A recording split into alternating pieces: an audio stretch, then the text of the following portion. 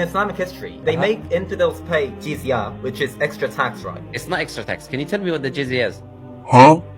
Well, it is a tax on infidels, isn't it? What kind of tax? And why is it applied? It is a tax levied on infidels, right? Not right. That's incorrect. What part of my definition is wrong? You just said who needs to pay the jizya, but you're not saying why they need to pay the jizya and under what context or how much it is the jizya. Do you know about the jizya or you don't know? It's a very simple question. I know. Yes or no? You know. Okay, so why do they pay the jizya? Because they are infidels, aren't they? No, that's wrong. So you don't know. So you are ignorant, clearly. And not only ignorant, but you have what we call compounded ignorance. So you are the worst category possible of people when it comes to knowledge. There's knowledgeable category, someone who knows what they're talking about, which clearly isn't you. And there's a middle category, which is people who are ignorant. And these people are humble. So they ask for information. Please, can you teach me about this? And that's clearly also not you, because you're not humble. You are in the compounded ignorance category. First, you need to educate them that they don't know what they're talking about. Then you need to teach them, even though they're arrogant and refusing to accept that they don't know what they're talking about. Allah Azza wa Jal mentions the jizya in the Quran, in chapter 9 of the Quran. It's a tax for specific type of people. Who are those people? They are the military-aged male combatants.